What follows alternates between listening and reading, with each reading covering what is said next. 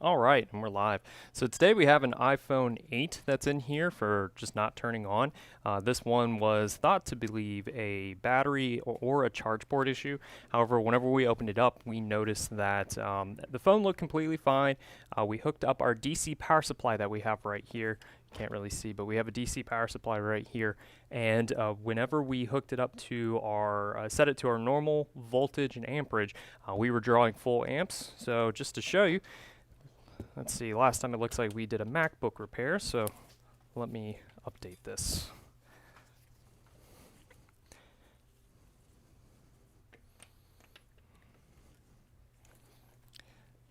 So we get our little octopus power supply that allows us to connect to any iPhone. And what we need to do is change the settings, because right now we have this set to 16.5 volts at 4 amps, and that's a MacBook voltage. For an iPhone, you can do anywhere between 4 volts to 4.2 is what I like to do at 2 amps. And if you don't know exactly what voltage and amperage you need for your power supply, just look at the battery. The battery in this case says that the minimum voltage it needs is going to be 3.8 at 6.9 watt hours. So that's going to be about, you get your watts with voltage times amperage. So in this case, it looks like it'd be about a little over 2 amps. 2 amps times 3.82 is going to give you 6.16 watt hours. So this is close enough to what we have regulated on our battery. Let's get the iPhone 8 attachment, just to show you what we're working with here, to show that we do have a VDD main short.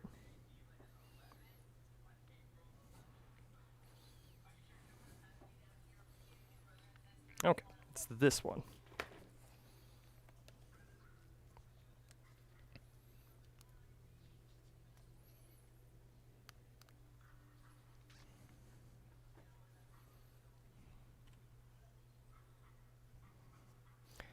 Alright, so it's a little hard to see just because my microscope is in the way, but right over here on our power supply, if I'm to turn it on, and we have this connected properly,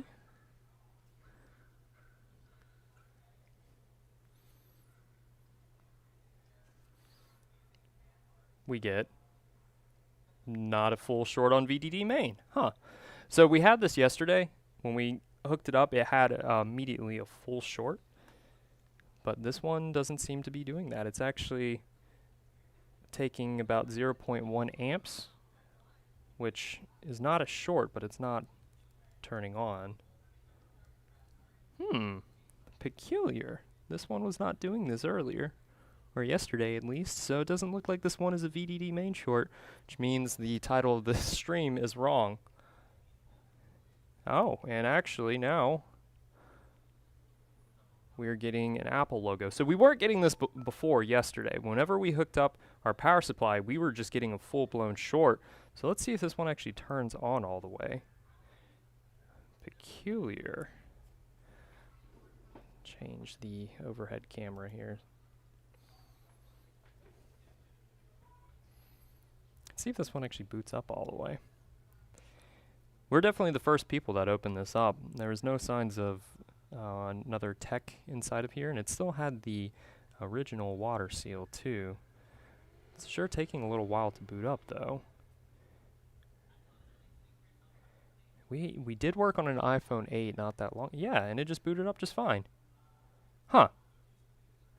Well, maybe this one was a lie. Okay. Interesting.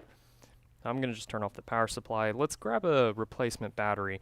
I have a stinking suspicion there's still something going on with the board here, because we did have a full short yesterday.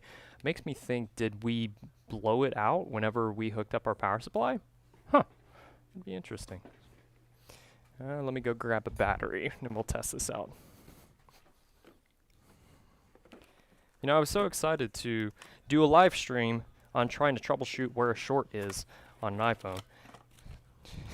But this kind of threw an interesting twist.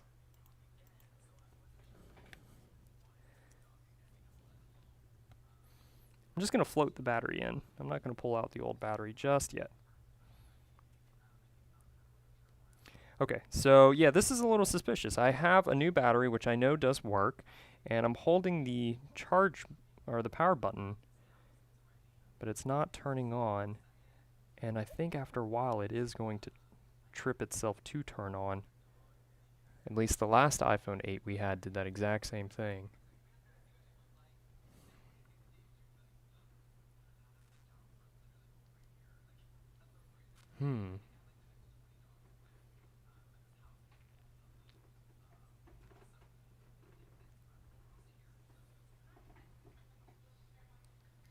Nope, so it's not turning on with our battery. Just verify that we had that battery in all the way.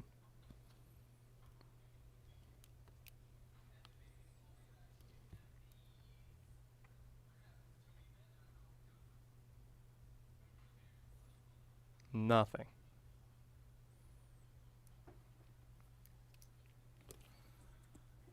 So something interesting is going on here. It's not a VCC or VDD main short.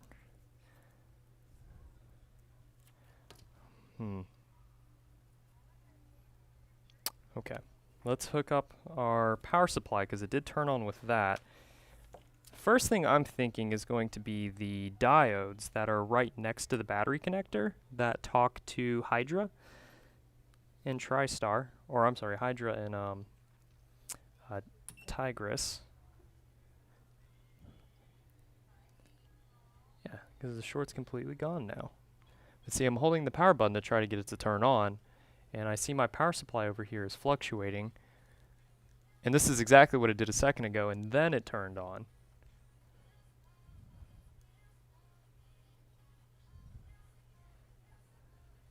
Zero 0.1, 0.2, 0.08, so it is fluctuating.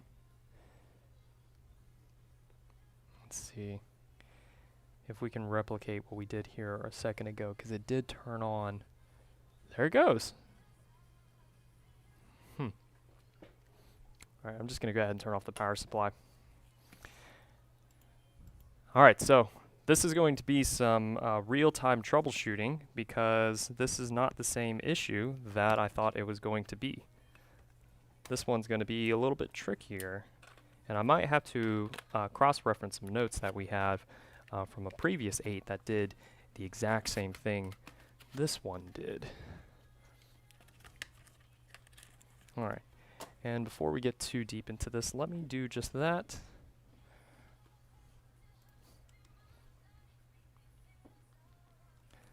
Let's see, what did we do for that last person?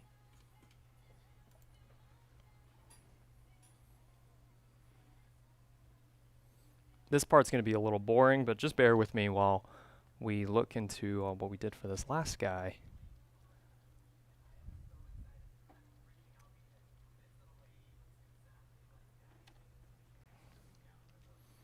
The great thing about having a point of sales like Repair Shopper is you can keep track of notes and make your own database, because typically they're patterns. Let's see, what did we do with this one? This one, the last one that came in was liquid damage, but it was doing the exact same thing.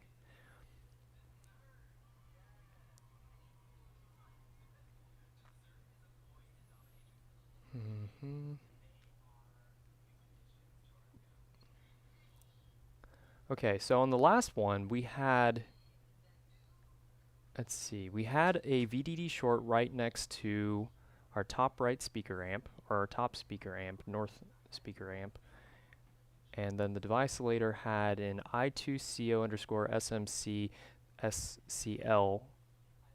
There's a short on there caused by a damaged Tigris, which is referencing back to the charging circuit, because Tigris is responsible.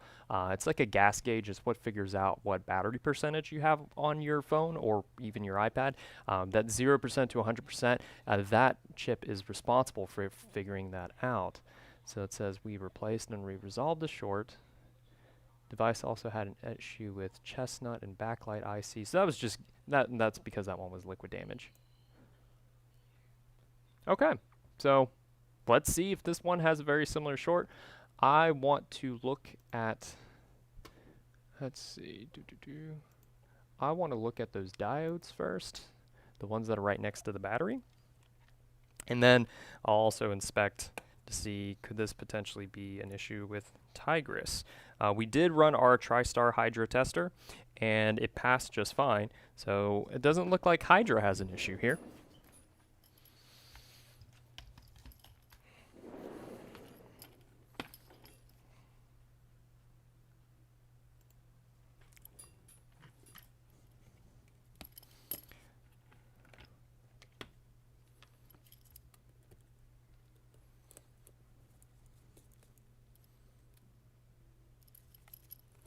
This one doesn't have any signs of liquid damage that I can see. It was just so suspicious because, oh no, this one has had the screen replaced, or there's a QR code in here that I haven't seen on previous models.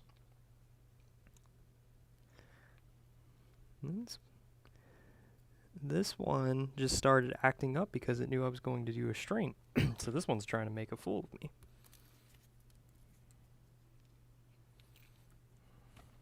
Yeah. There's a QR code right here. I don't recall that being on an OEM screen. I mean, this looks pretty OEM to me. Doesn't look like a refurb. Maybe that's something new that I just haven't been paying attention to.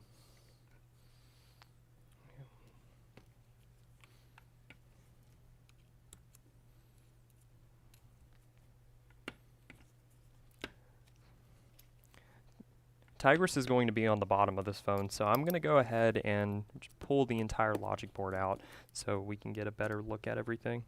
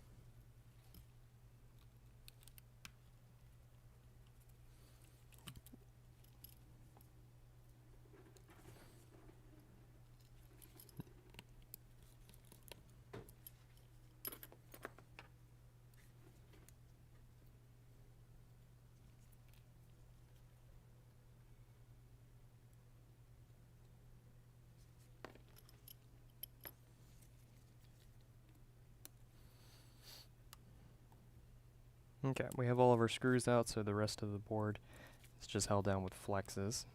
Actually, I take that back. I think there's a screw, yep, hiding right underneath our rear-facing camera.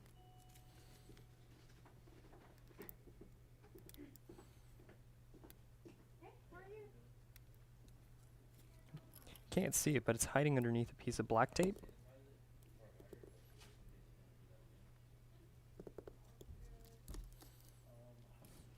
Yep.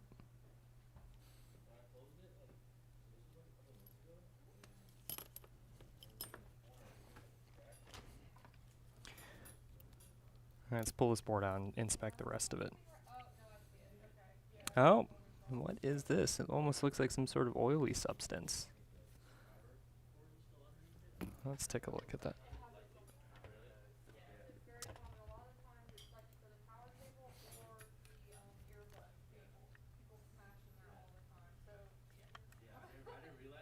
Yeah, there's some sort of oil here. It looks like it came right here through the power button. Let's see if that's conductive.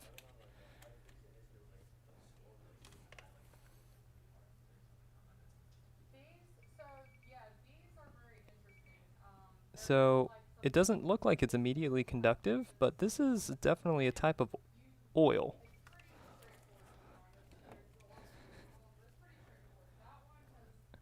only thing I can think of is that some oil just came through the power button area. Okay.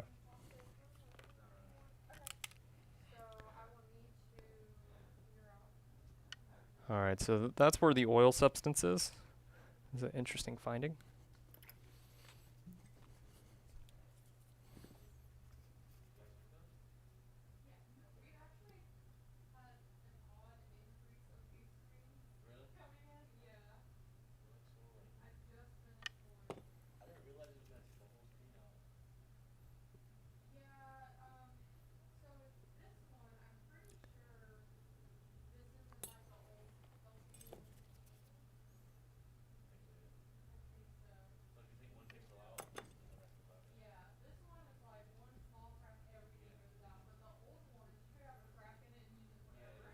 Can't seem to get a grip of this corner.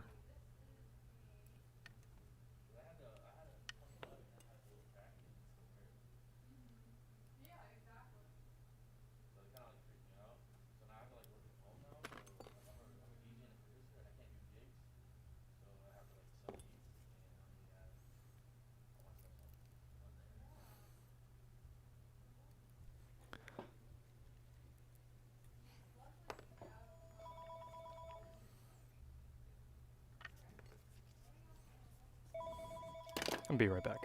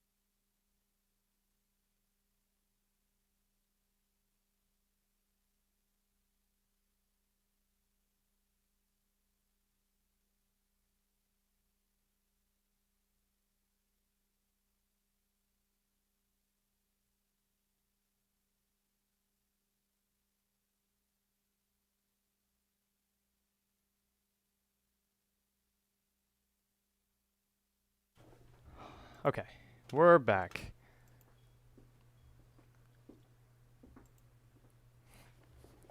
Okay, I just had to step aside to help a customer who had a MacBook Pro. So where we last left off, we pulled out the logic board. We found that there was a little bit of oil on the left side, and the iPhone originally came in here because it was indeed shorted, but now the short is gone. And it was around this area, but physically looking at the board, I can't really see anything else wrong with it. Let's go ahead and expose this area down here. This is going to be where all of our charging circuits are located. The Tigris and Hydra and what was it? Itaka, which is the wireless charging. And physically looking at it, it looks okay. And on this model, it looks like there's a little bit of underfill around Tigris. Yeah, there's underfill around all this. So that's going to make that a little tricky. So how do we work on an iPhone 8 when there aren't iPhone 8 schematics? Well, I found a way which is just using the iPhone 8 Plus schematics and the iPhone 8 board view. So we're going to use ZXW here, and we're not going to, we're going to open up iPhone 8 Plus schematics. Let's look at the Qualcomm schematics. And then after this loads up, we're going to use the iPhone 8 board view, the Qualcomm board view. And the reason I'm doing this is because the iPhone 8 does not have schematics. However, the 8 and the 8 Plus look pretty spot on when it comes to part numbers and naming schemes. So it's not a 100% match, but it's good enough for troubleshooting what you need to work on. And that's exactly what we need here, is some sort of information. In this case, we're use that information from the iPhone 8 Plus. So this is our 8 Plus Qualcomm schematics, and here's our iPhone 8 board view. Okay, and where are batteries going to connect? It's going to eventually run to these diodes right here, which then talk to Tigris. So let's take a look at those first. And so it's a little hard to see because we have this almost water sealing protecting mesh. So we're going to remove that with a little bit of isopropyl alcohol and just weaken the glue or the adhesive that's holding this all down. Once it's got a nice good soak, we can grab the adhesive. We should be able to grab the adhesive, and it just comes off easily.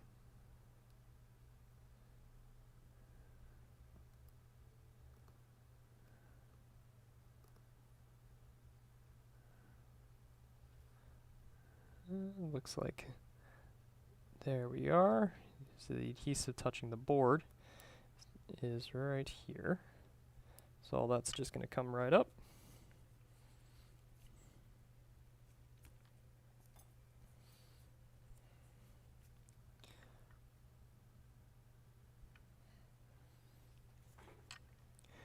And here are our diodes.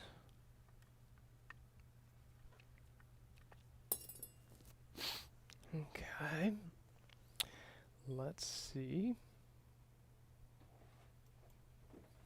So let's compare the reading. The cool thing about ZXW is it's got some diode readings already done. It's not going to be an exact match of what we're working with, but it'll be close. So right here, this pin 2 on J3200, the battery terminal, is 0.665. Let's see if we get anything close to that.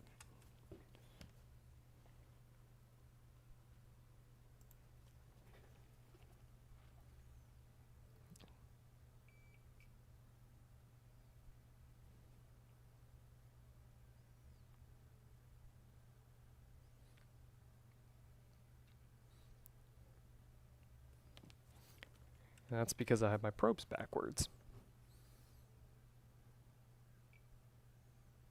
Pretty spot on. We're getting 0.667, so that's close enough. Let's look at the other diode. That's going to be pin 3.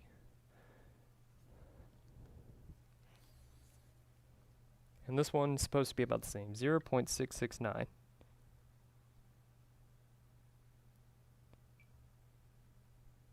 .675, so that's close enough too. So I think our diodes are okay here. Okay.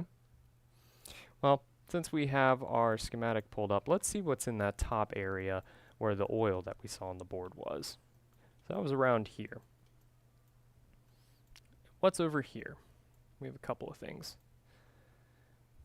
We got PP1V8S2, which is a VDD line that goes into U1000, and U1000 is our system on chip power supply. So this is a system on chip. I should know what this is. Let's click. Is that going to be the processor? It is. U1000 is the processor. Okay.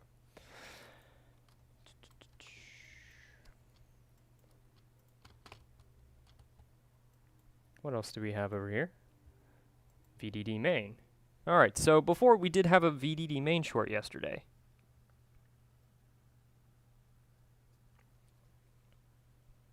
Let me look in the microscope and see if I can see any visual inspection around or any visually noticeable issues over in this area. I don't see anything. Right off the bat, I don't really see anything. Curious if this was shorting our VDD yesterday, which was giving us the full short to not even turn on. So what I'm going to do is put this into ohms and see what the impedance is on our VDD line.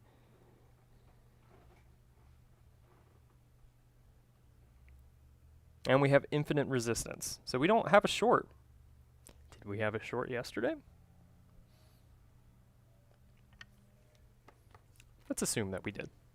Let's take a look over here on our schematics and see where does this specific line, 1.V8 I think is what it was. No, this is VDD. VDD goes to just about everything. So it goes to our Wi-Fi. Here is our North audio IC.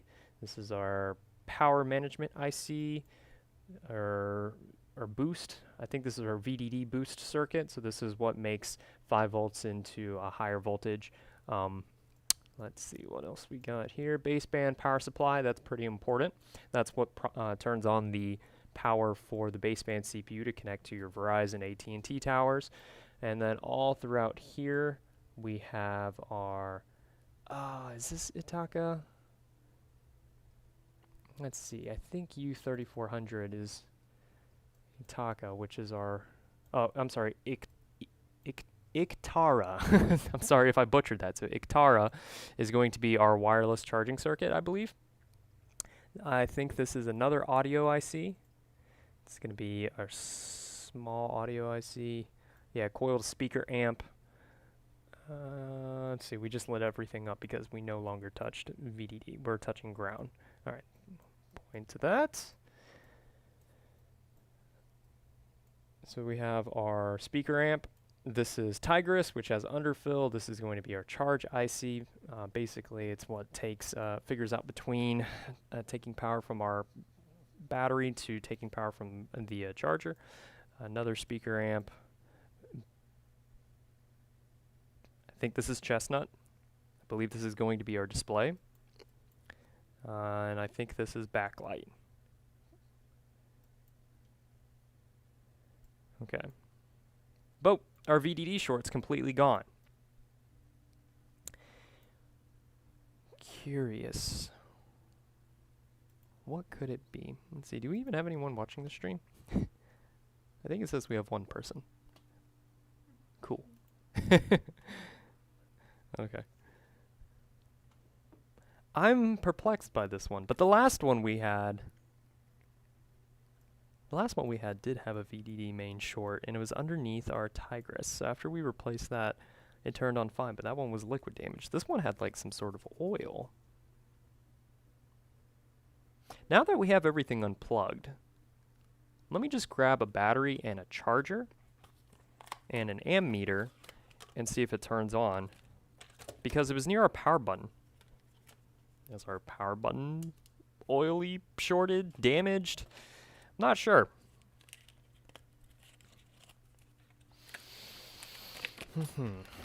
Let's find out.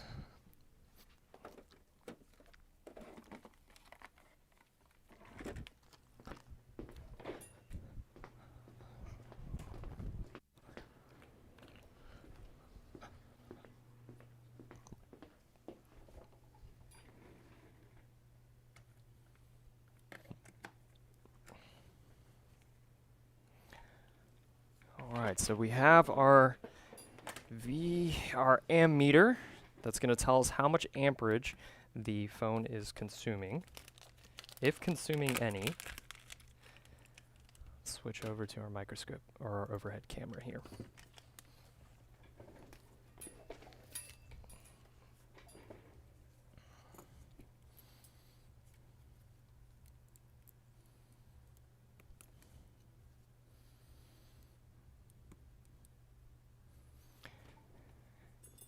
Let's plug this in and see what we get, if we get anything. So right now we're consuming 0.56.6. Okay, so this is power voltage, or it's trying to power, but it's not taking a full amp. It's a little hard to see where it's at, but it's taking 0.6. It's starting to go up to 0.7. But I like to see around 0.8, 0.9, close to a full amp. Usually if it's around 0.5 or half an amp, I start to look around the charging circuit still. So TriStar, or in this case would be Hydra, and we can also look at Tigris. So it's fluctuating. We need to put a screen on here too. Let me unplug the battery so we don't short anything out. And it's getting warm too, so it feels like it's powering on. This one just might be a red herring, because it looked like a border bear, but the way that it's acting is very interesting.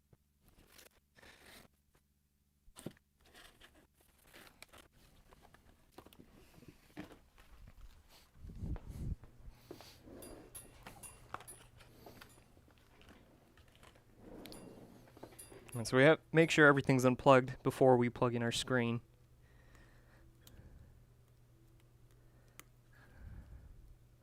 Now we can connect our battery.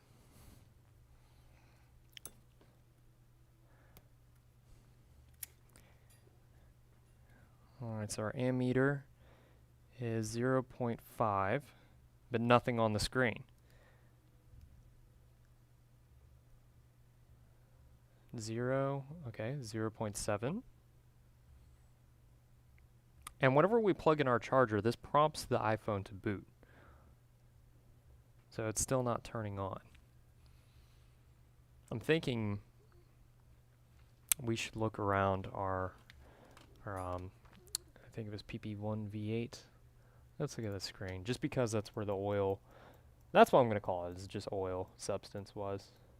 So this capacitor, C1843, that is PP1V8S2. So this is 1.8 volts throughout a good bit of the phone.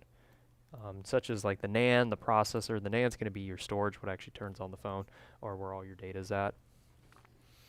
And we're still not getting anything here on the screen. So this definitely is a board issue. And it's still saying at about 0.6. But it's not turning on like it did with our power supply.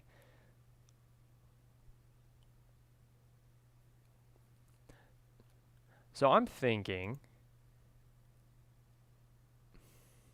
let's measure 1.8 PP1V8 to see if we're actually getting 1.8 volts.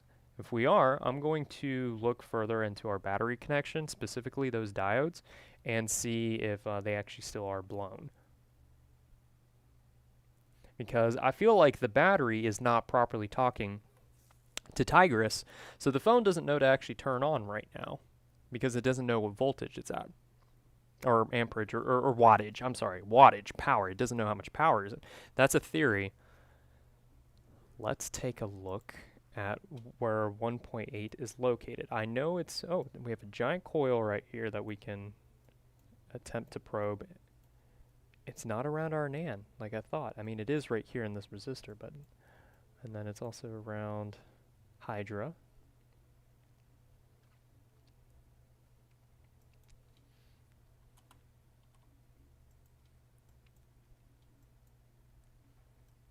And it's also connected to our MOSFETs. With that said, let's unplug everything. And I'm just going to have the battery and the charge port connected and see if we're getting 1.8 volts on that, on those MOSFETs.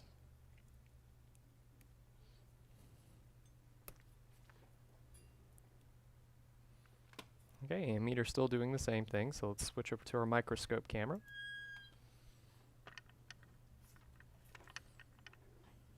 Our MOSFETs are these guys right next to the terminal.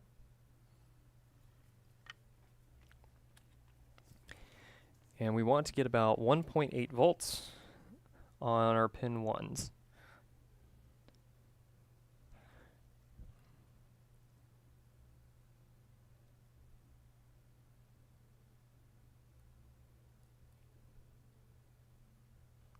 Alright, so we're getting 1.8 volts on this MOSFET. What about the other one? Should be about the same since it's on the same rail. Yeah, 1.8. And the CPU is still getting hot.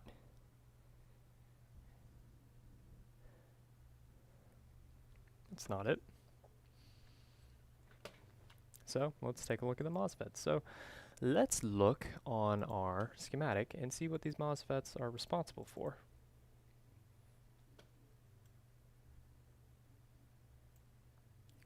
Okay, so Q3200 is going to be our I2C COSMC data line, and then this is going to be our SC clock line, and it is still getting hot.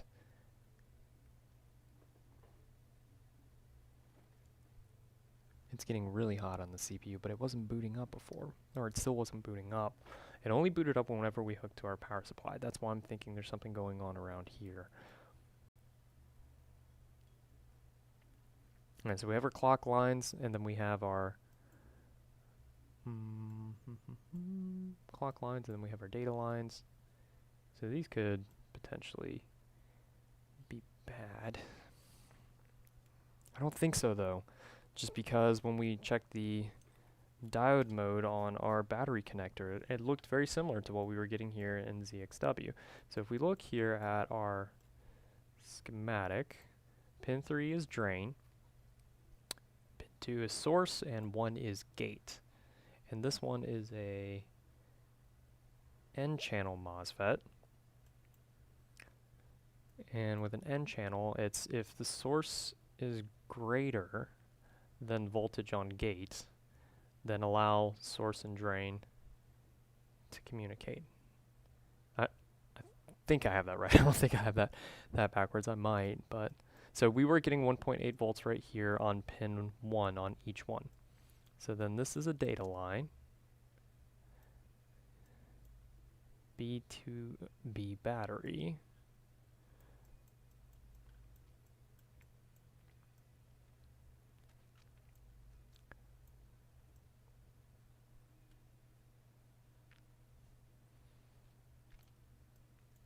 So basically this is saying that if voltage is right here on PP1V8S2, then it's going to allow source and drain to communicate with each other, or pin 2 and 3 to communicate with each other.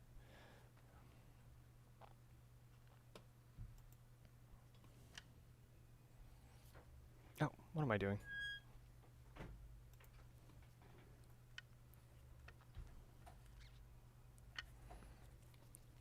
Let's check and see if our diodes are working properly. Might not be able to touch anything underneath that. Does not look like it.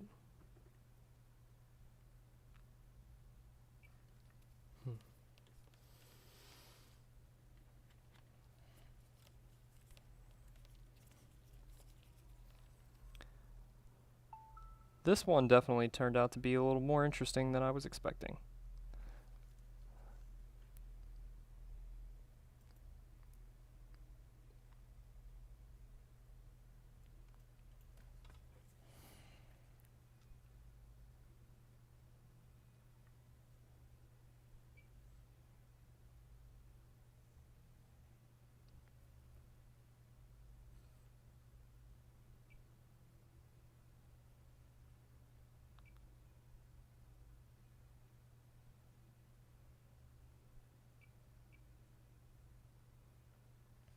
Hmm.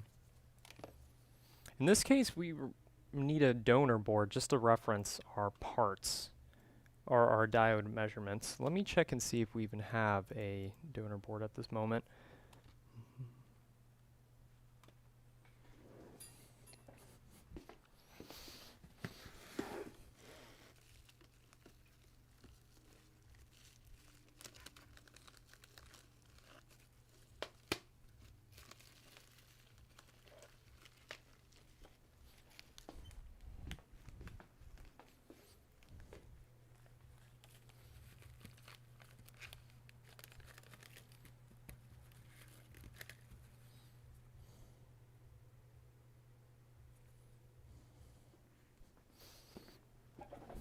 I don't have an iPhone 8, but I have an 8 Plus.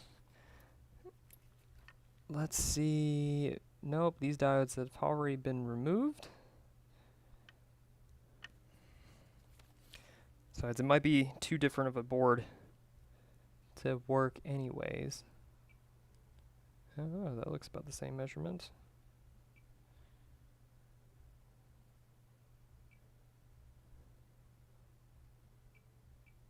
Yeah. Okay.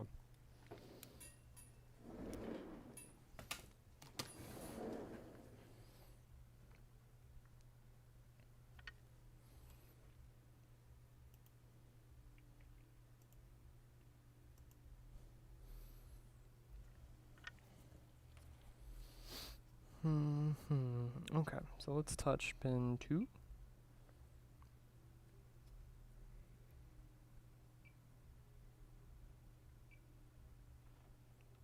I'm getting 0.386 on pin 2 of our 3200. I think that's a little low.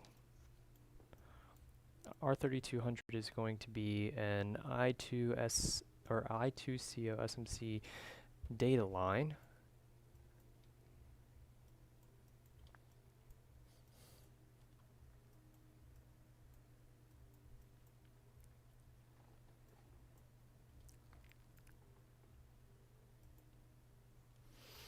Still thinking here of what else this could potentially be.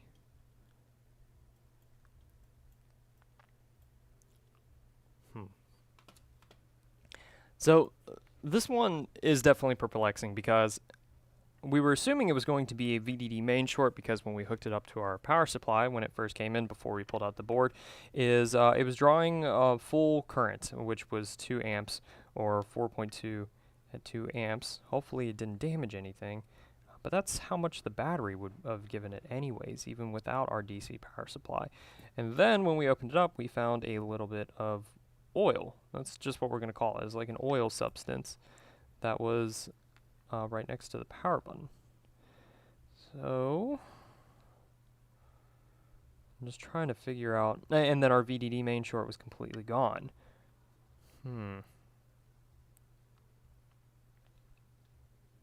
Let's take a look at Tigris and see how Tigris works on this model, or at least on the iPhone 8 Plus, and see if it's any similar. So yeah, Tigris is U3300.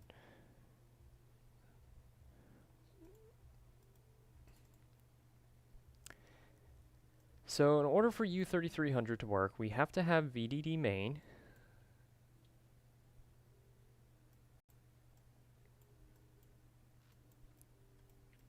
Here's our charging IC. Tigris LDO.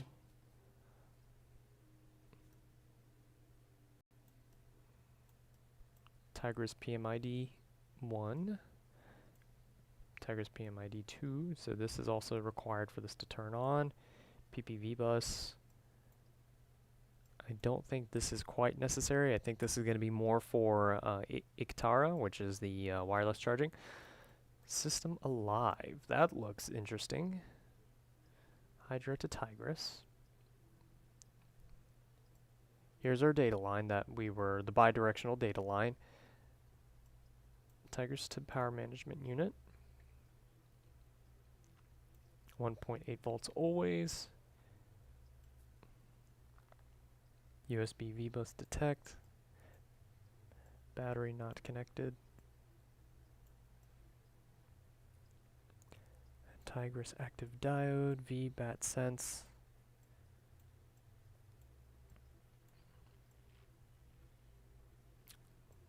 Okay, I'm thinking we need to check two things. Do we have PP-VDD main present around our Tigris, and do we have PP-BAT VCC near our Tigris? Let's look at C3390.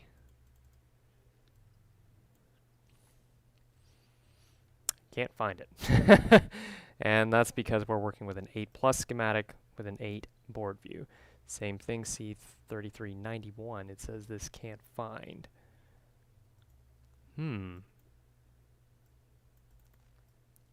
Because it's probably called something different on this model. Okay, so this pinout should still be the same. Our A2, B2, C2, D2, E2. All of this is going to be our VDD main. Well, let's check and see if we have VDD main power.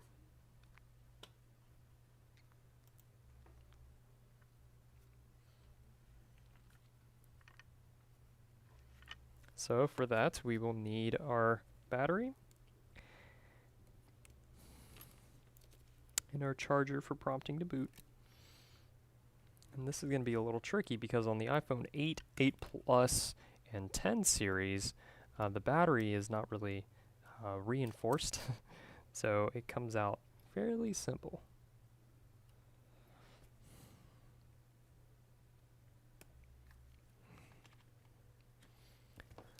Let's see what we get on our VDD main. Are you present? We're getting about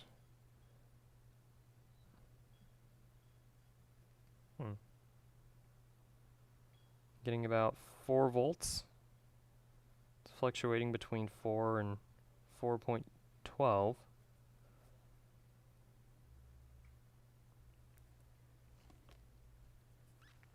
Which is going to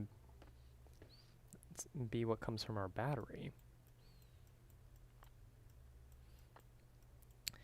Okay. Now let's look at our PP-BAT VCC and see what that is.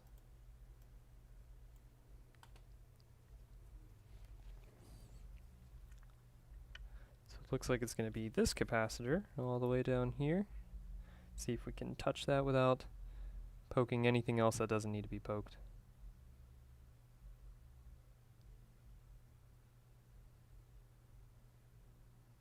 We're taking a solid 4.12 volts.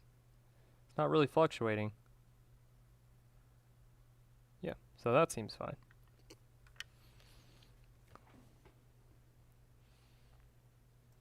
Let's see.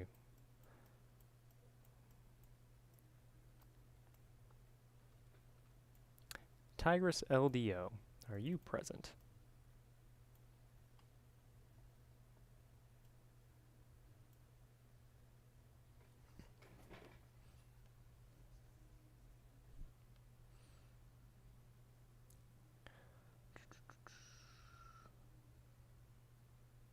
Yeah, 4.5, that looks present.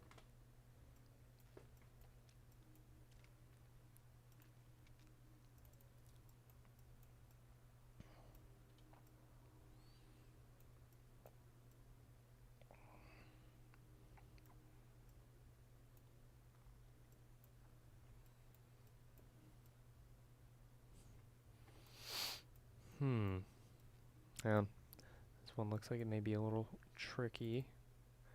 Now, admittedly, it has been about a month since we have done an iPhone 8 with a very similar issue. So this is just taking me a little bit longer to get a refresher.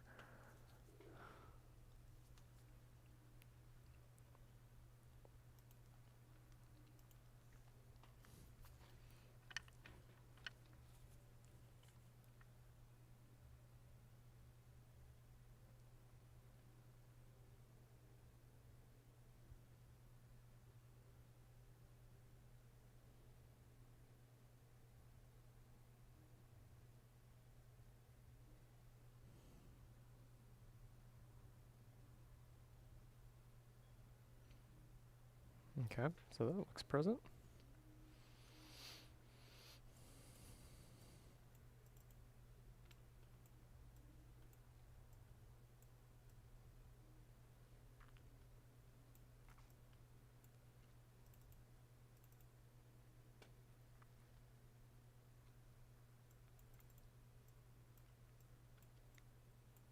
Okay, so I'm kind of at a loss right now on what to do here. I'm sure it will connect in a moment, but I'm a little confused.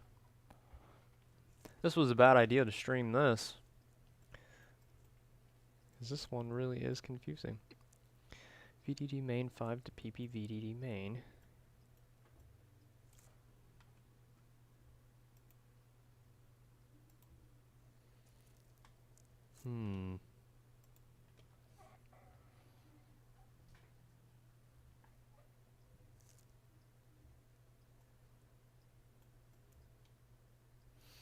Okay.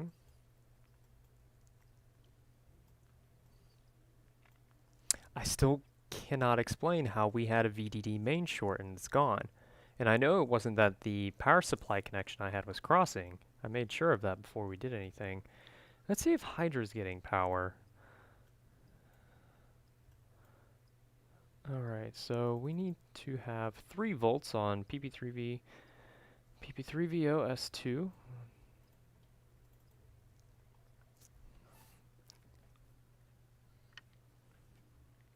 That's going to be this tiny little guy.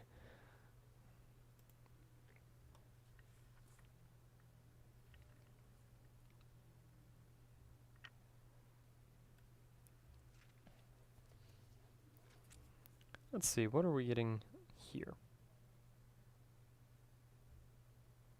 We're getting exactly 3 volts, so that's fine. Okay. I'm sure there is some fundamental step here that I'm overlooking right now. And it's going to come back and bite me. It's just going to jump out of my face and be like, this was the issue the entire time. Alright, so we need to have 1.8 volts on this capacitor right here.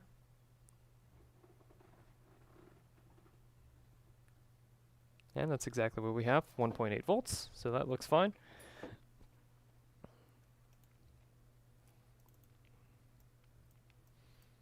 AC power. Power ACC, I think that's accessory power, such as the dock. I might be entirely wrong about that. And it looks like it's going to be a couple of these components right here that are hiding underneath this shield. We should still be able to poke it. 3.3, so that looks to be present. So all the main power lines that are supposed to go into Hydra appear to be present. I say main power lines, hold on. There's some other rails that I missed. It looks like right here.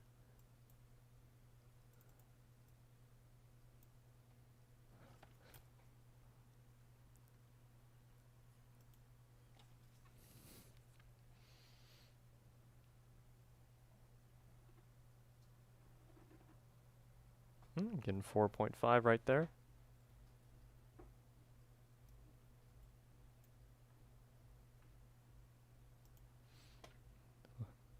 Can we access PP Hydra ACC1? Not easily. It looks like the easiest spot is right here, R5903, and I don't think we can get to that because I think that's underfilled.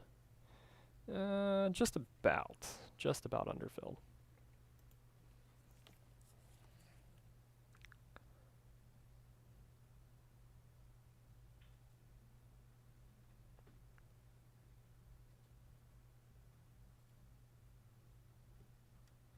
Yep, we're getting 2.8 there, so wait. 2.8, hold on. This says this is supposed to be 4.3. PP Hydra ACC1.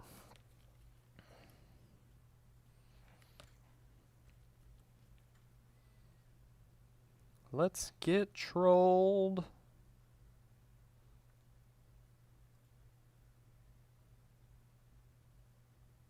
Yeah, 2.8. That doesn't feel right.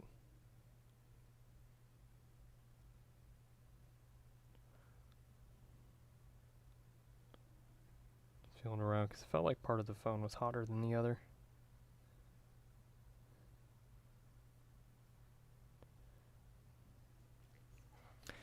Okay, let's look at PP Hydra ACC2, see if it's doing about the same. Can we access that is the question. Yes, we can. Over with this fuse right here. FL6413. Right above our Tigris.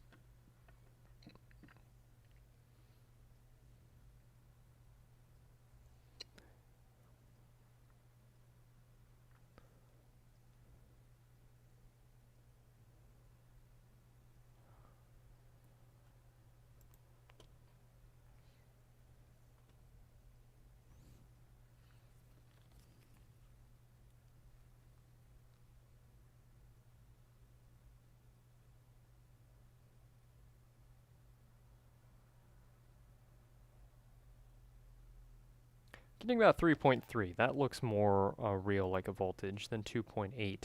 But it says we're supposed to be getting 4.3.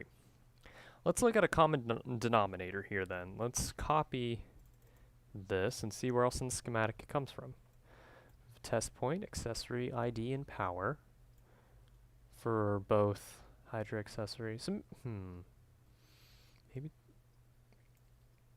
Okay, let's keep looking.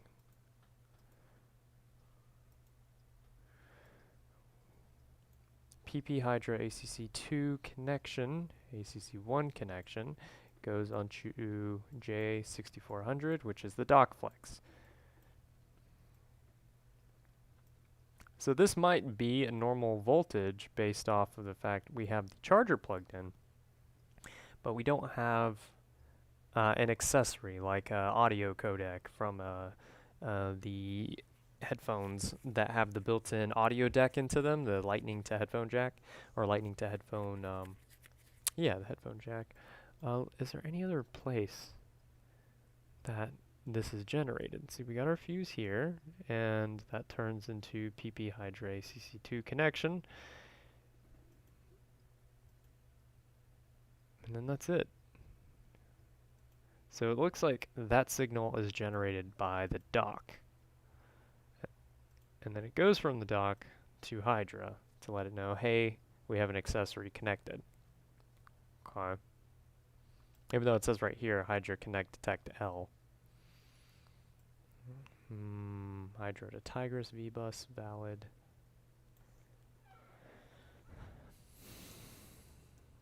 What am I being trolled by?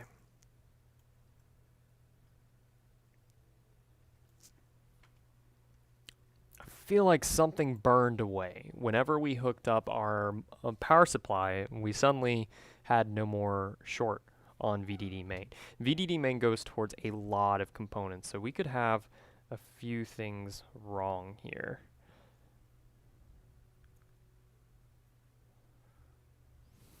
So if there still was like a micro short somewhere. See, at this point, there's just so much uncertainty. I can't figure out, and I should know, but I can't figure out, is this going to be an issue with the battery not talking to Tigris, or is this more of an issue, and then we blew that part of Tigris up whenever we hooked up our power supply, or was the oil there temporarily and now it's gone. I'm just gonna hook up this again and see if I feel any spot that it immediately gets warm. Because I'm half the mind to just go ahead and replace Tigris anyways. The diodes right next to the battery seem to be okay.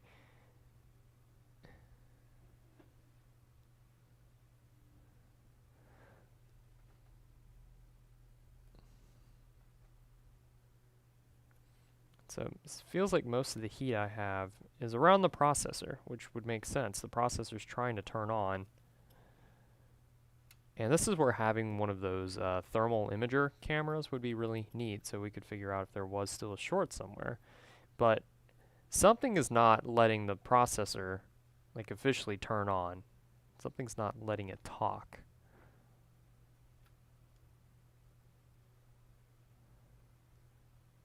So this feels like a data issue, a data line issue.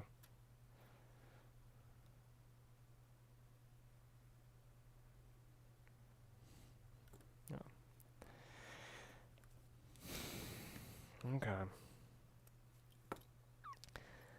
I feel like I'm being a please bro right now.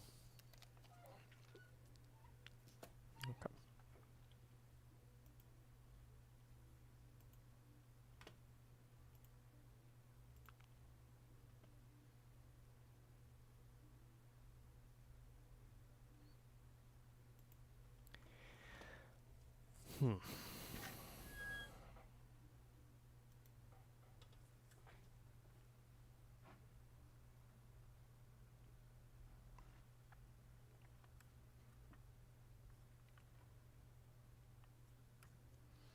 And so I'm just looking around the board now to see if there's anything that jumps out at me that's obviously not supposed to be there.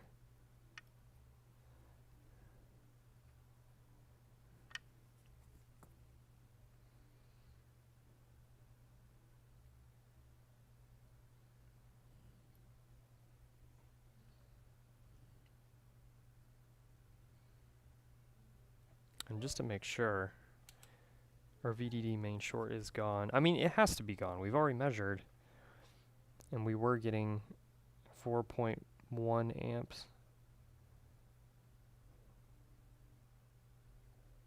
Yeah. And just me being a little over precautious.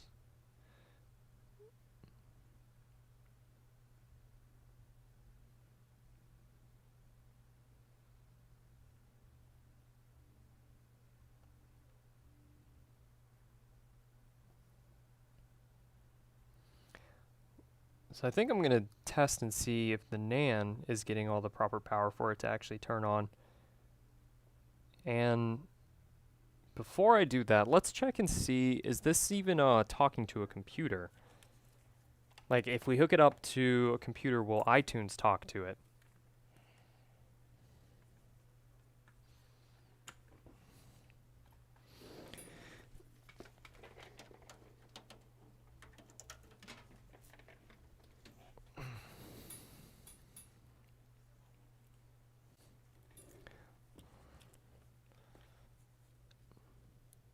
For this, I'm going to leave the screen off just because we know that it's not actually displaying anything at this time. I'm curious if it's going into DFU mode, which would be a NAND issue.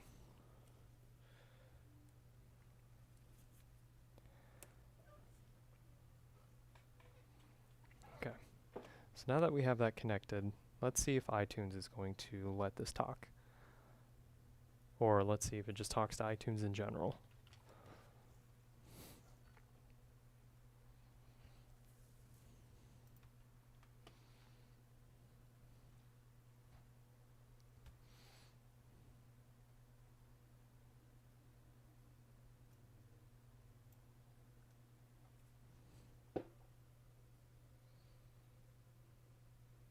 So the CPU is getting warm, but it doesn't look like it's in DFU mode. Nothing's popped up that says the device is in recovery mode.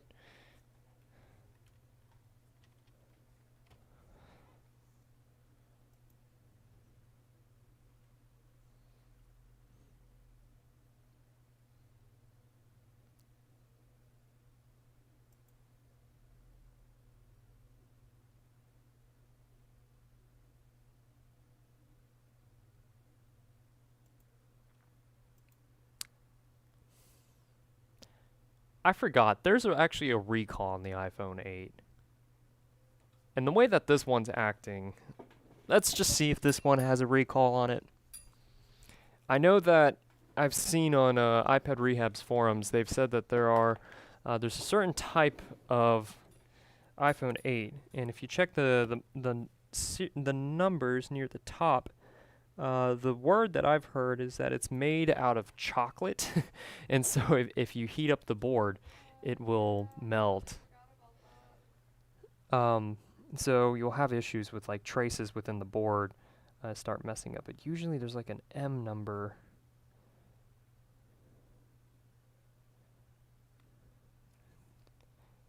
It's usually around the armpit of the device.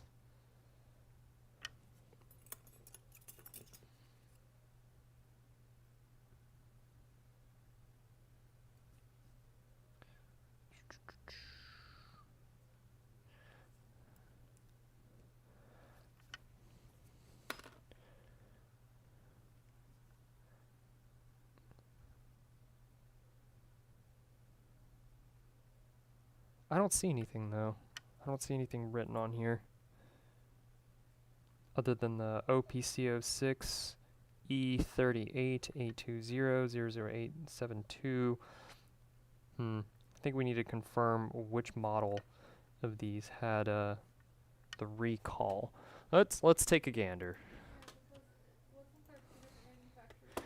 Yeah, there were. So this is, I'm probably getting trolled because this one actually is a recalled. I honestly would feel a lot better if this was a recalled device. It looks like we can turn it on with a power supply though to attempt to extract data. But the way that maybe not. The way that this thing is acting, it would make me feel better if this was a recalled board for the VDD main short and then it disappeared and only turns on with the power supply. Let's see. iPhone 8 logic board replacement. August 31st, 2018. Apple has determined that a very small percentage of iPhone devices contain logic boards with manufacturing defects. Affected device may experience unexpected restarts, a frozen screen, or won't turn on. Apple will repair eligible device free of charge. Now, here's the catch. We need to figure out the serial number. And I don't think we can just get the serial number with the IMEI number that's on the SIM tray. Well, you said it turned on for a little bit. It does turn on for a little bit. Is there a way that you can just float in the screen? Huh. Try to turn it on and I can snatch it for you? That's a thought. Wife over here is being pretty smart. We're going to see if we can just temporarily hook up the phone to try to get the serial number. Okay, let's give that a shot. Passcode is right here.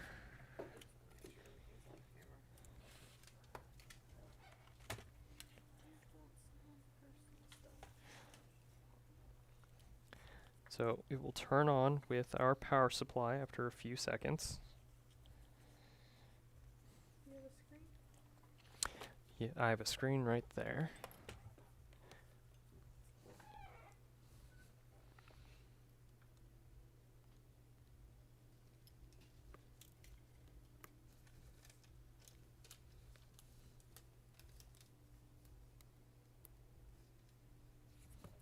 Come on.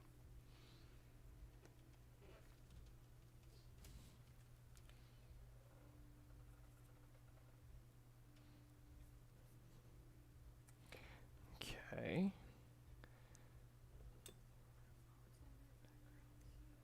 Oh, it's fine. I will change the camera once it boots up, just so that we don't share their information.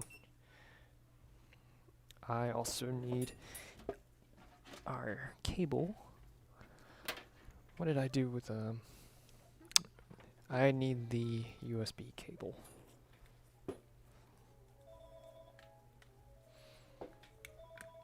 Yeah, so short's completely gone. What? Yeah, this thing had a full-blown short yesterday. And so it's good now? No, that's the whole issue, is that I can't get it to boot up just yet. All right, let's switch this over to the other camera.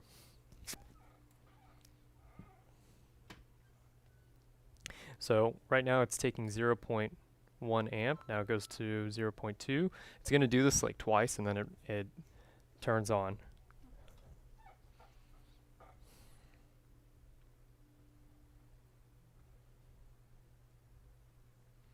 Alright, so just to show you, here it is. So it is booting up with our battery, or our power supply, but it's not turning on with a battery. So I just got to put this on the side view so we don't have any personal information. Probably should take a photo just in case it dies fast. Well, that's probably better. I was just gonna write it down. Okay.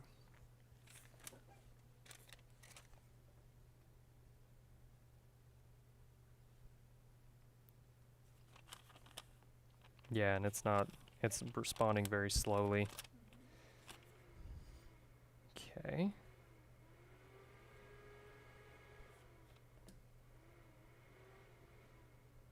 There it is. Alright, let's go ahead and turn this one off now. Okay, cool.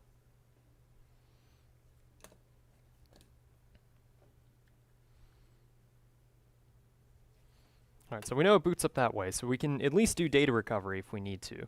Now let's go to, actually, I don't want to type in, I don't want to type in anyone's serial number. And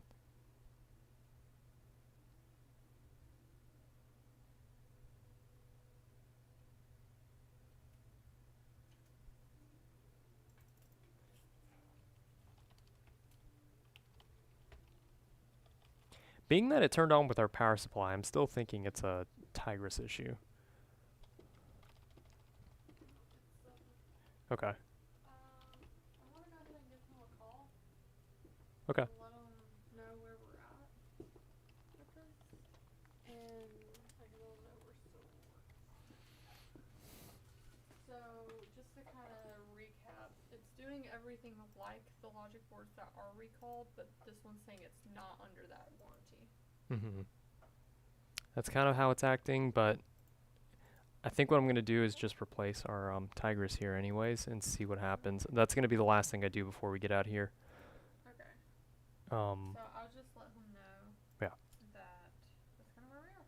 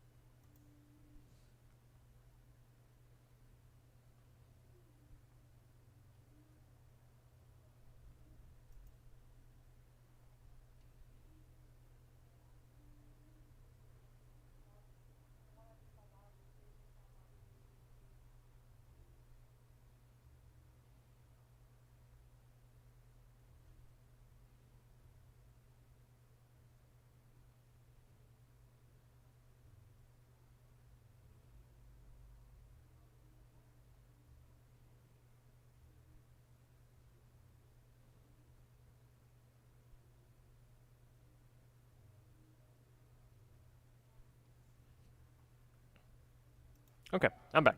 Sorry, I just had to do a little bit of research to see what's going on with this board. I still wasn't able to figure out if this one was a recalled model. We did type in the serial number of Apple's website, and it looks like that the serial number still doesn't pop up. So it looks like Apple wouldn't be able to help out even if this one looks like it was a recalled model just because of their system. So it's almost the end of the day. I'm gonna have to be a please bro here just because everything looks aesthetically okay. And so at this point, I'm going to replace Tigris just to see what's going on, because whenever we hooked up our power supply, it was reading that it had almost no charge, and that could be just because the power supply itself doesn't have the proper circuitry built into it, like a battery does, to talk directly to Tigris. But where was I going with that? I had it set to 4.2 volts, which is going to be, about 80 to 100%. But when we had it hooked up, it was only showing about 15%. So that sounds like that something's not reporting properly here. If that doesn't work, then just like an oil change, we'll replace Hydra, since that's fairly common on this to go bad if you use an aftermarket charger. And both of those do have VDD main lines, and it's possible that there could have been an internal short that eventually killed itself, or it's burned itself away, so to speak, with inside the chip. So without further ado, God, I can't speak today. Sorry.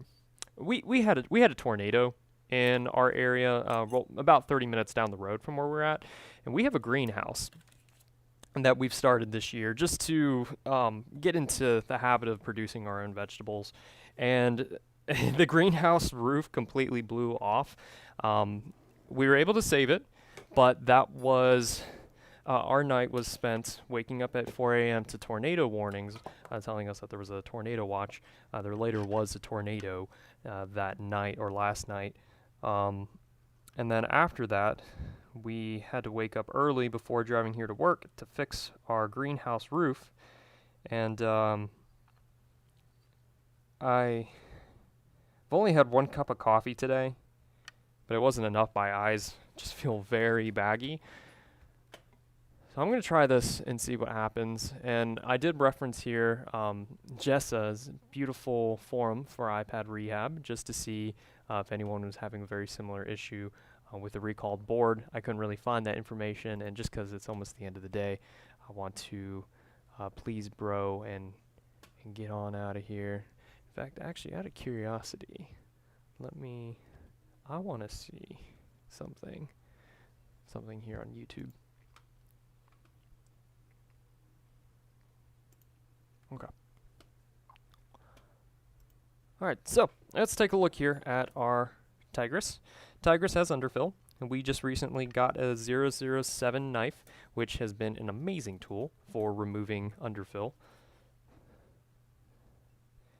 It is like a hook or a sickle that we can use for removing.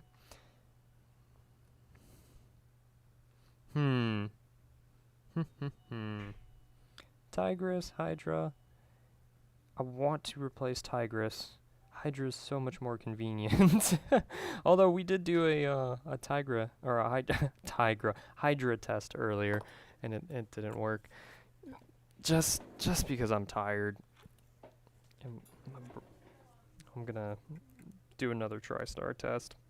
Now that this, one's doing something a little bit different than it did yesterday. We did want to know, is there a potential that we could just put a new logic board in there? The cost of a new logic board is the It's price of a same new phone. Yeah. So that's what I mentioned to him, and I said, worst case scenario, we could try that, but it's going to be close to the same price of a new phone. I was like, we were able to get it to turn on, but it's only coming on with our power supply right now. So with that, I did mention a possibility of getting data recovery. I didn't really talk too much about it, but I told him we will know more tomorrow. So I said he'll either get a call from Caitlin or from you. Probably from you. since This one's a little bit more complex. Yeah. So I just let him know that, there are 2 different logic boards. One's under recall. Apparently his is not, which is really weird because they both kind of experience the same thing, I feel like. And one is very specific. I don't know. But, yep. Here's his ticket, but I'm putting it this way. Okay. All right, so Hydra's passing. So let's get back to Tigris. I just wanted to be super duper 300% sure that it wasn't a Hydra issue, since Hydra doesn't have underfill. Do we have That's it. That'd be it for the end of the day. Okay. All right. Let's get into this. So we'll need to put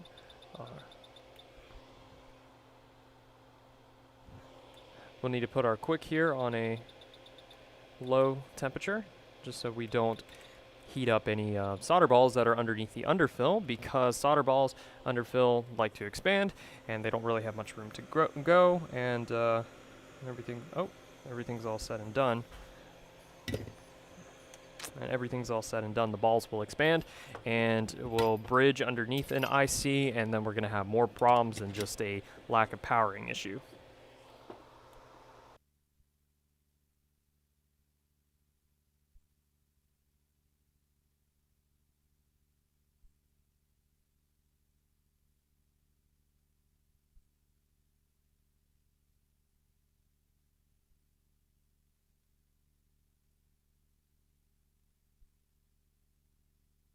So what I had to do was hook up our smaller attachment for our quick here, just to make sure that we don't damage anything. And while I'm at it, I'm going to need to use my Omni vise to hold everything in place.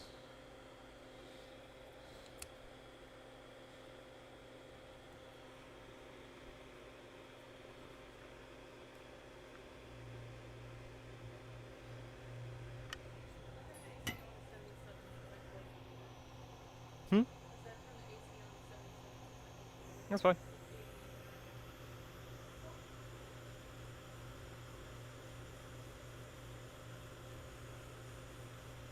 So I'm just using a very low temperature here. And once this gets a little bit more malleable, we'll then use our 007 quality sickle to remove the glue.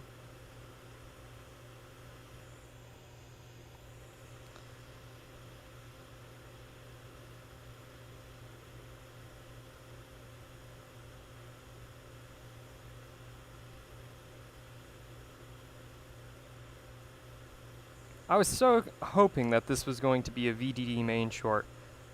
I swear that's exactly what it was looking like when it first came in. So this one's definitely been testing me. Okay, so we need to make this just a little bit warmer. Warmer, not hotter. Don't want to heat it up too much, because directly next to Tigris is going to be our charging IC and our speaker amplifier here, which all have BGA grids underneath, or just BGA or solder balls underneath the chips.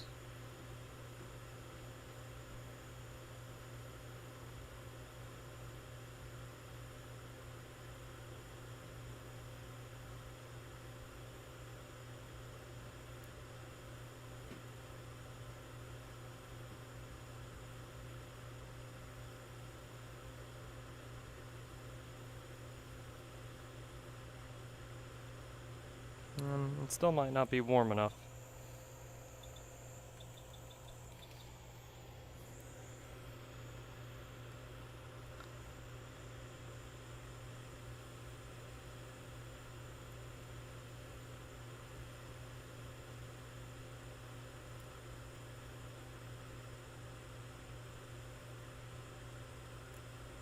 And this might work, might not work. I have to just switch to my scalpel. My scalpel's got a little bit thinner area that I can use to cut into the adhesive here, or underfill.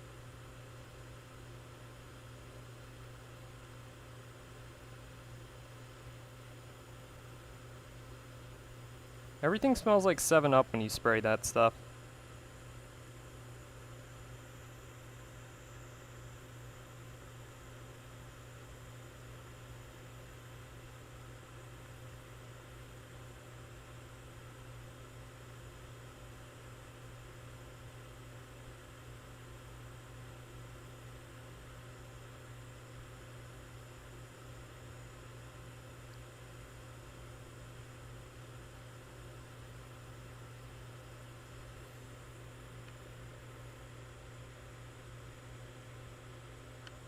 Let me switch back over to the sickle.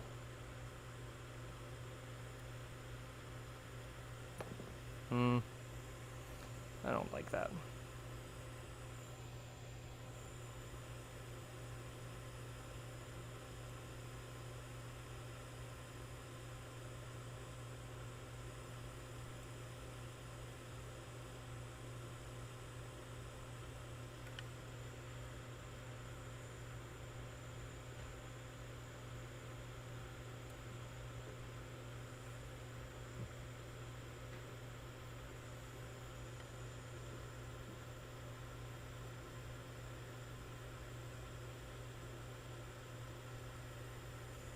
Okay, so we're free on that side. And this is the difficult side, is the side with the charging IC. Maybe the speaker amp side's a little bit more difficult.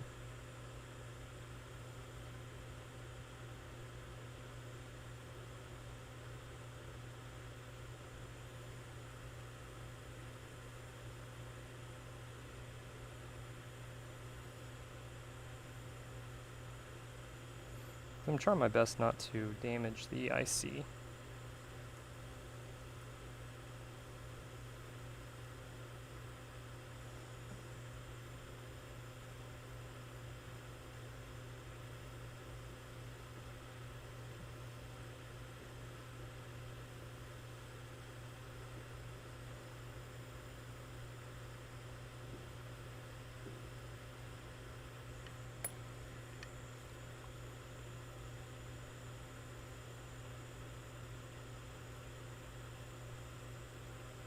Looks like the top of our charging IC took a little nick, but I don't think it actually damaged the IC.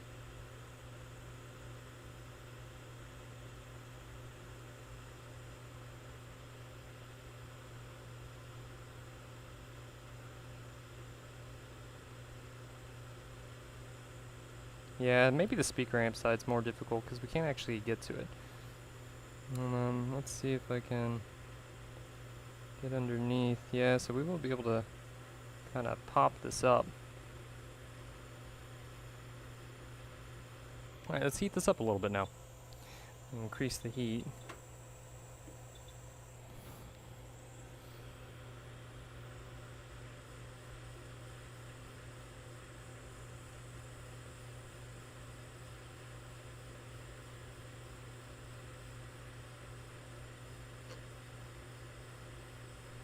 I'm just generously heating up the area around our Tigris.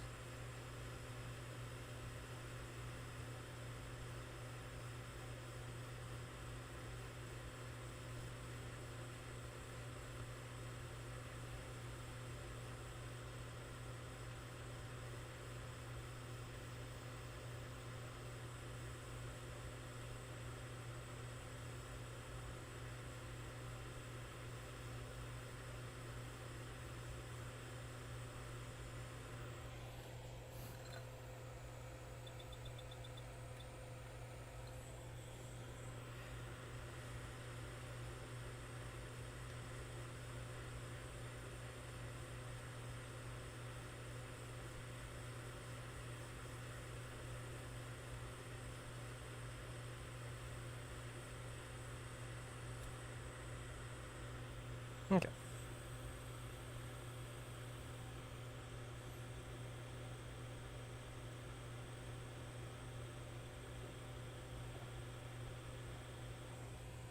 So I'm just inspecting Tigris to see if there was anything obvious, and I can't see anything.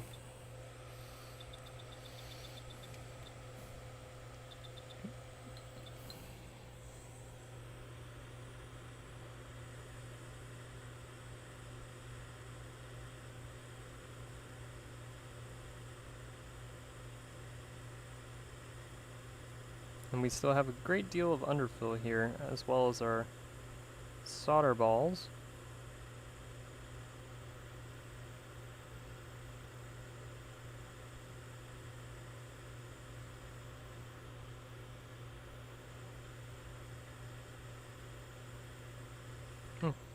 So let me grab some tweezers and grab my goot wick here.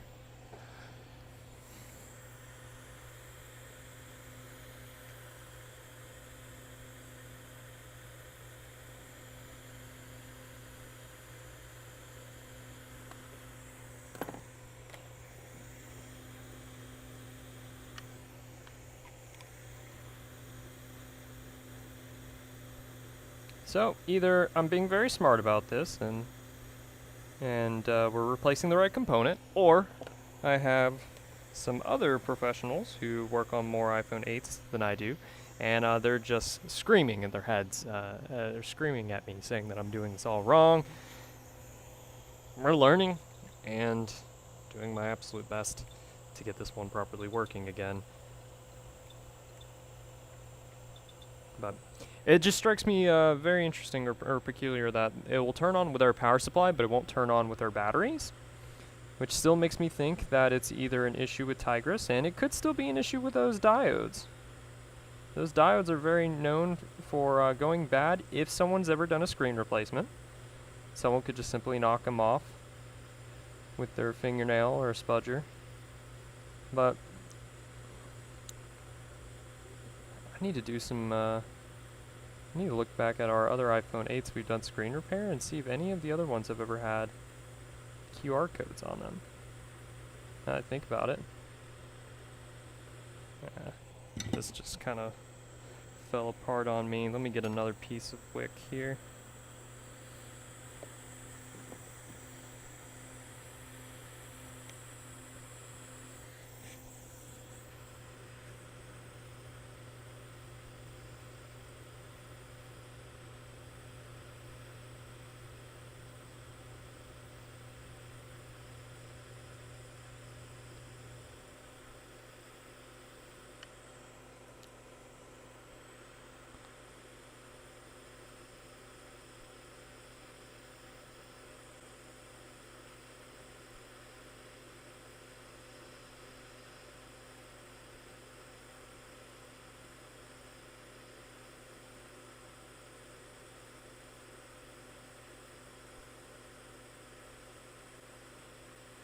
Come on.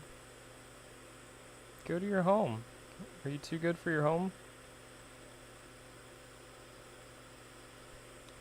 Probably should have added a little bit more flux before heating this back up, because it doesn't seem like it wants to go onto my wick. Yeah. It's just ignoring the wick.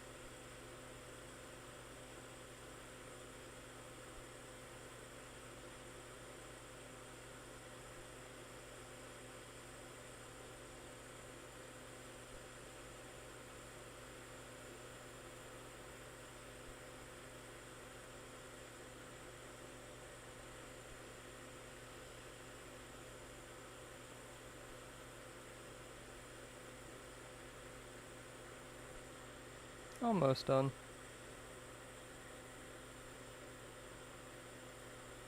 Oh, moved some components right there. Let's see if we can fix that while this is still warm.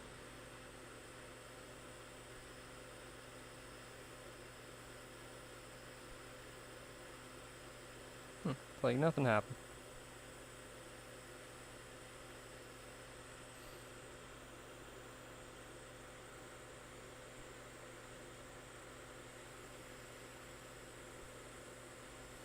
I'm just having a little bit hard time getting that top right side up there.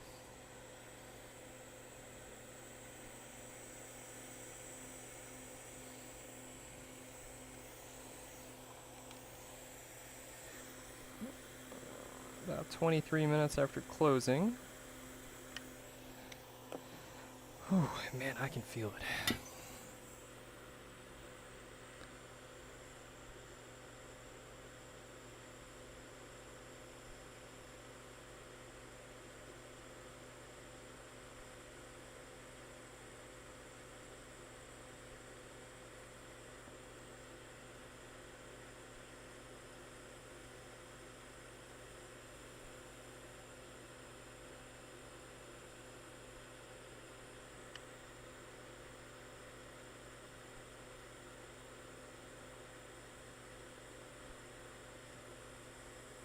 Okay, that looks like that's good enough.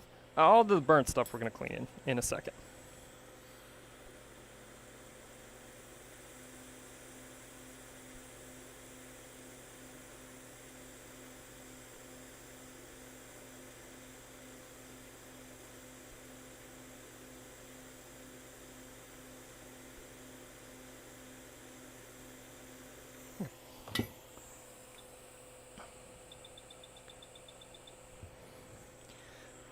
This underfill is very malleable when it's warm,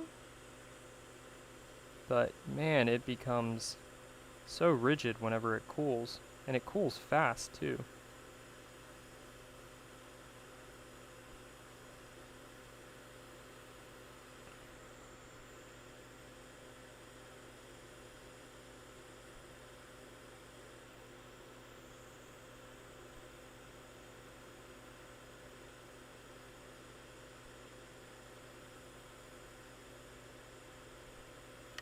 Okay, let's twist the board just a little bit so I can get into better spots.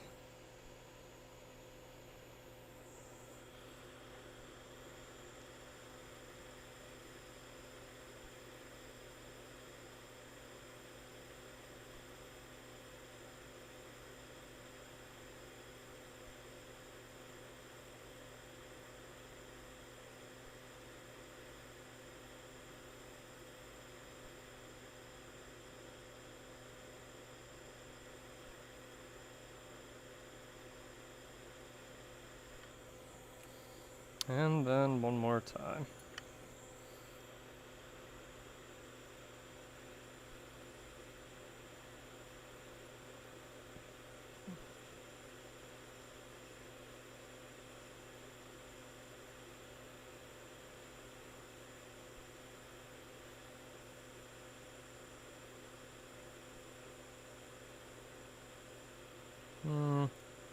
Got a solder ball sticking out of our charging IC.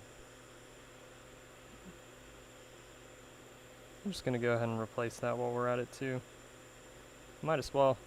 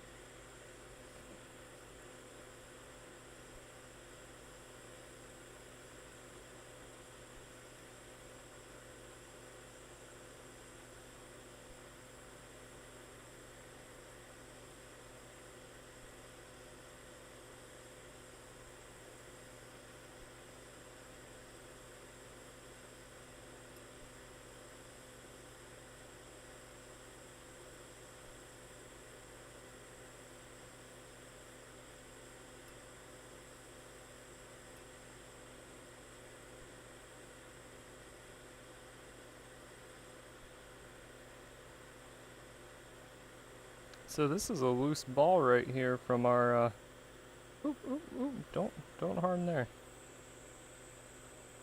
No, we'll have to get that.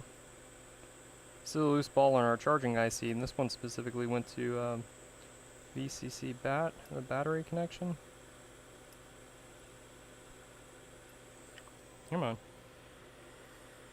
Just want to break this glue. Underfill serves two purposes. It is to prevent chips from getting liquid damaged and to make repair a little bit more challenging. I don't think that was the intentional design, but there's definitely an extra part about it. And it looks like our solder ball right there, and he's gone. Alright, so what we're going to do is we're going to be replacing our Tigris and our charging IC just to go ahead and kill two birds with one stone.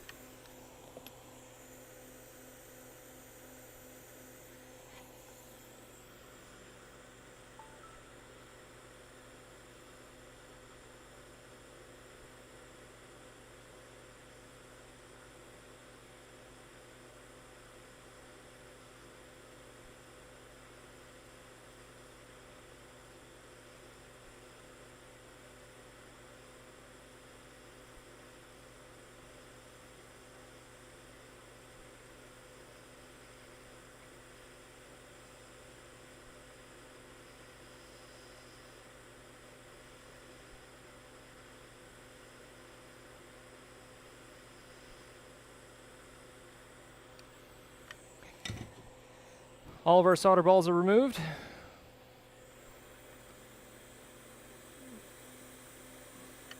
Now let's clean up this area and put in our new ICs and see if that fixed it.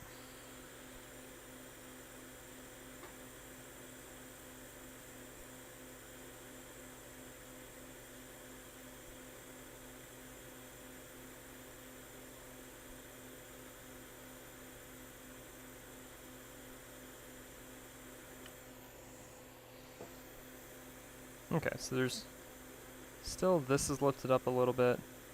I could probably try to cut that off right here.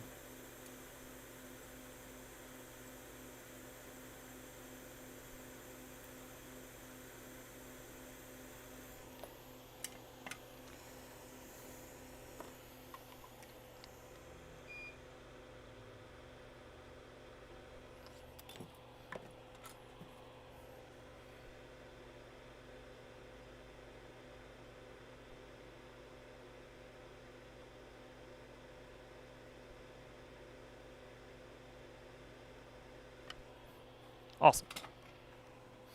Now, we were missing a ball. Let's see what ball that was.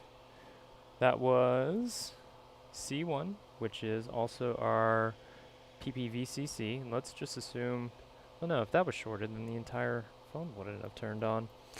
Alright, let's get our replacement components.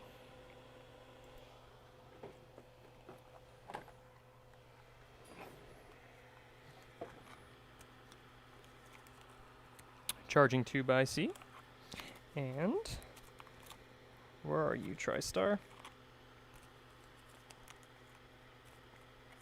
Or I keep saying TriStar, I'm sorry, Tigris. We're looking for Tigris here. iPhone 8 does not have a TriStar. It has a Hydra.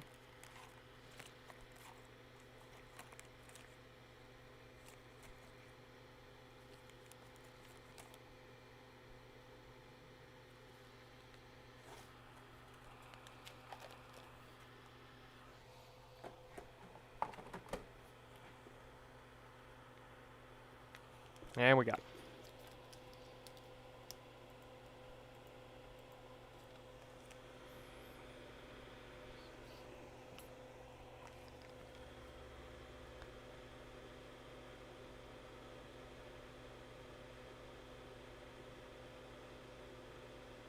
So when putting a chip that is got solder balls or a BGA chip, one trick is to just put a little bit of flux over your solder pads, not too much, and what will happen is your IC should just stay in place.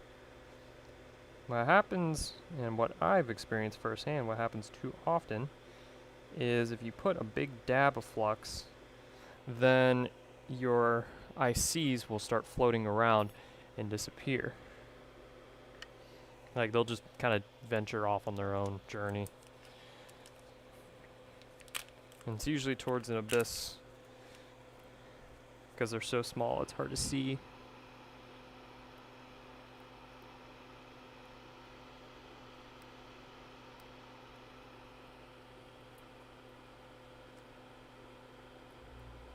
Since both of these ICs are in the exact same vicinity, I'm going to lay them down and heat them both up at the exact same time. So, placement of our Tigris.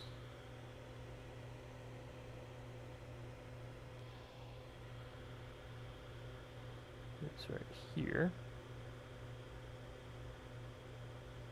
I was afraid of that. That little bit of underfill right there.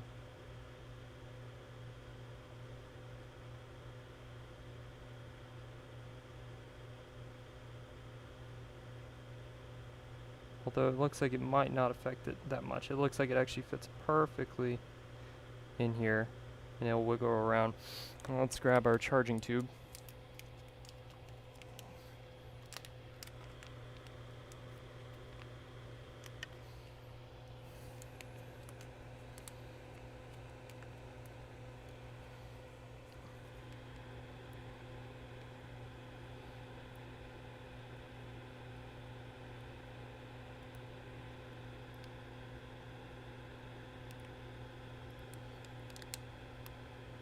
And what is the orientation of that? It looks like the dot goes in the bottom left. Well, let's rotate that.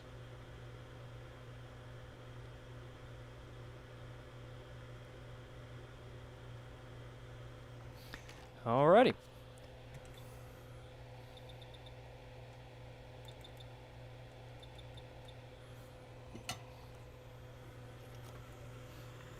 Let's heat them both up. I'm not staying in one spot. I want to move around while everything heats up, so everything will wiggle. And we can see this IC, the charging tube IC, is kind of venturing off on its own path. It should suck down back into place.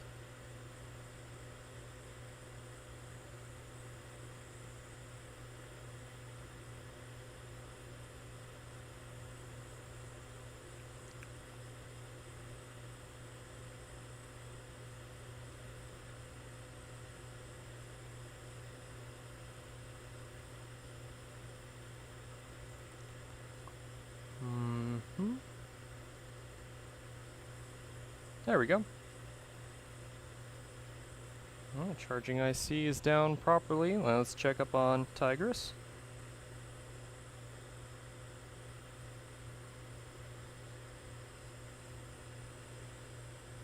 And just to make sure Tigris is on there properly, because it's hard to see it wiggle since it's got so much underfill, let's put some more flux around it. And let me turn down the temperature. I feel like the temperature might be a little too hot.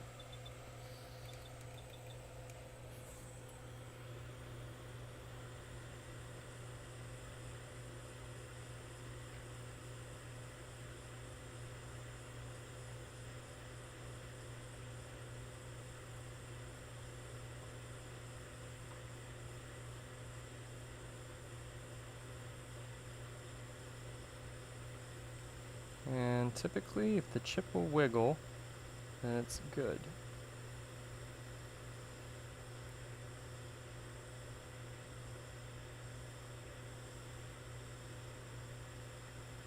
Alright, like that.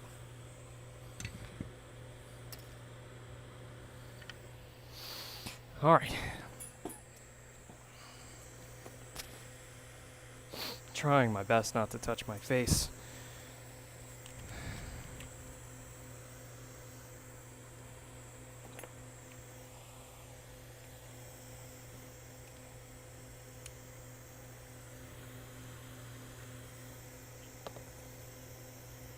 Now for some rapid cooling.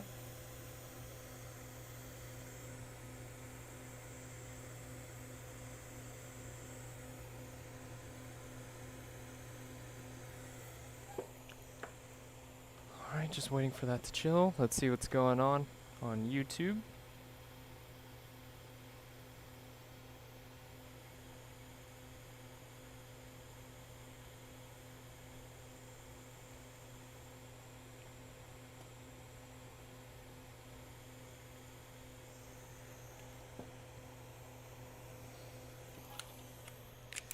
Thank you, Omnivice. We no longer need you. And just while the flux is still a little bit malleable, gonna clean this area up.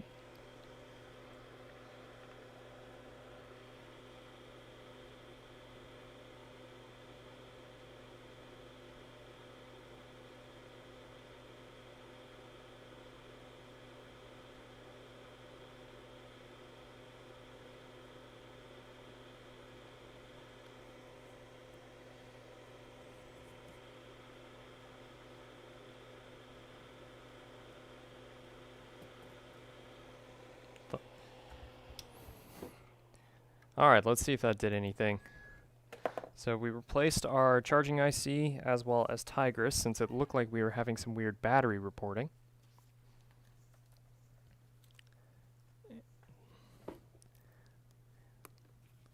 Let's see if that resolved our issue.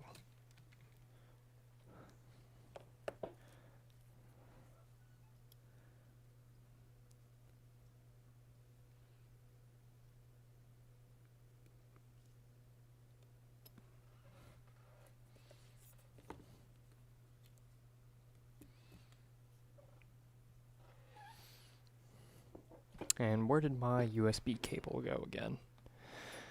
Looks like we put it away.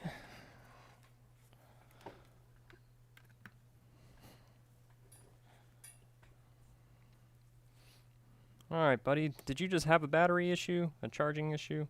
Let's see. Alright. Let's see if it actually boots up all the way.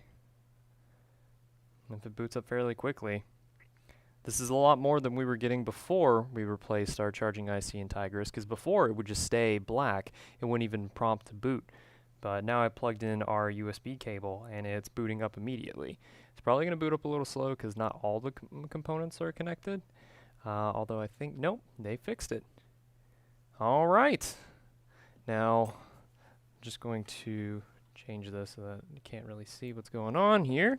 But I think we fixed this one.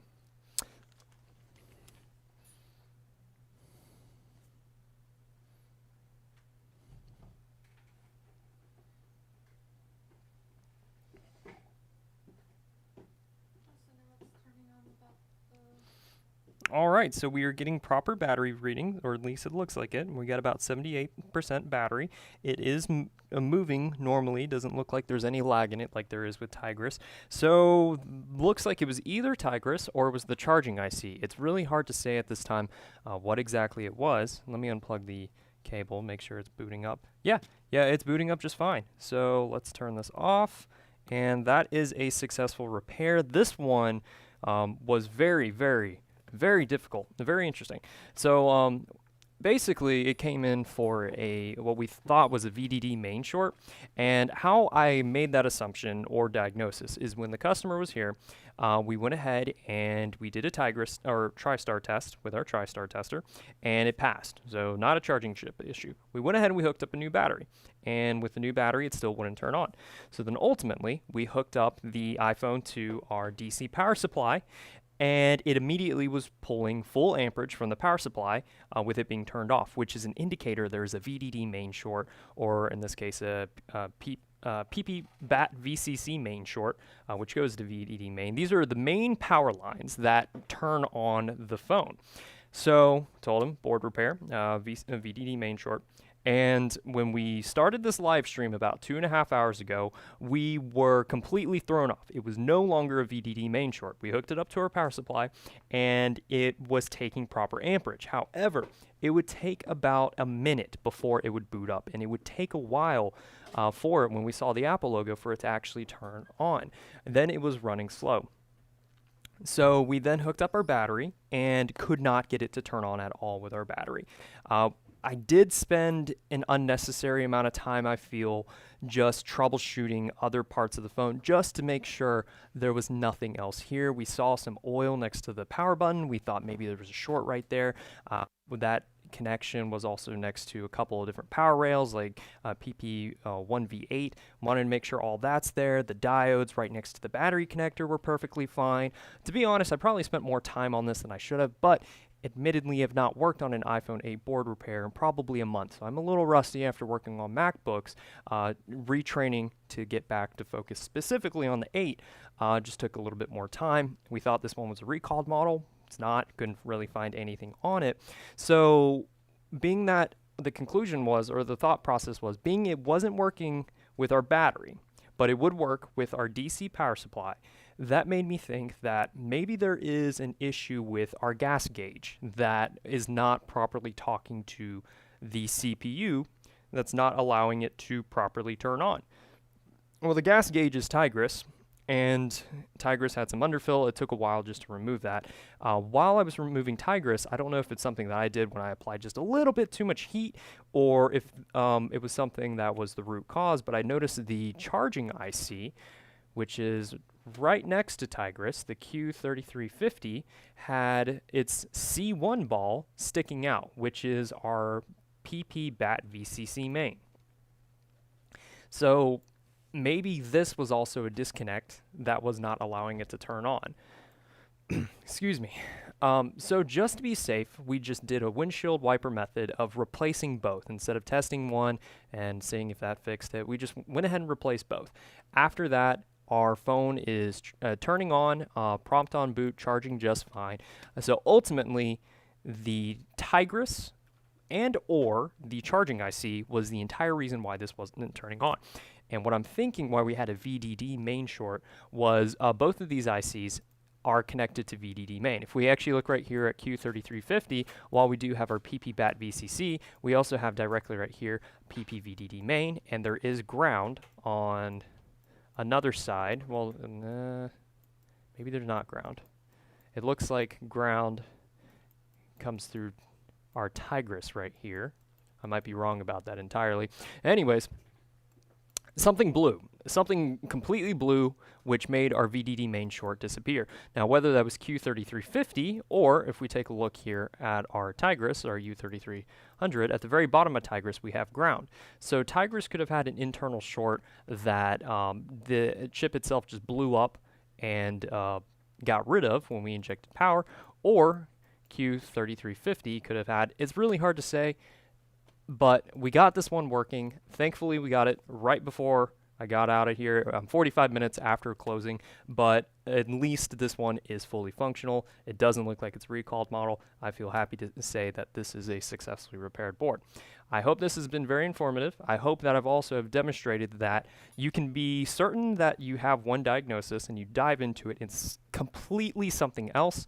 That's okay, as long as you just do some research, as well as just really think of past experiences. If you don't have past experiences, then look at forums or ask other technicians with past experience on what else it could potentially be. So we use that to resolve this. I'm just rambling at this point. Like I said, we had a tornado in our area last night. I'm extremely exhausted. Thank you so much for watching. And I'll try to keep doing this. I'll see you in the next one. Bye.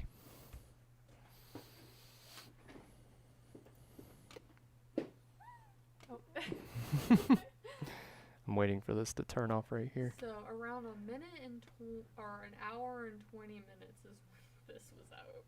If you want to like chop that out.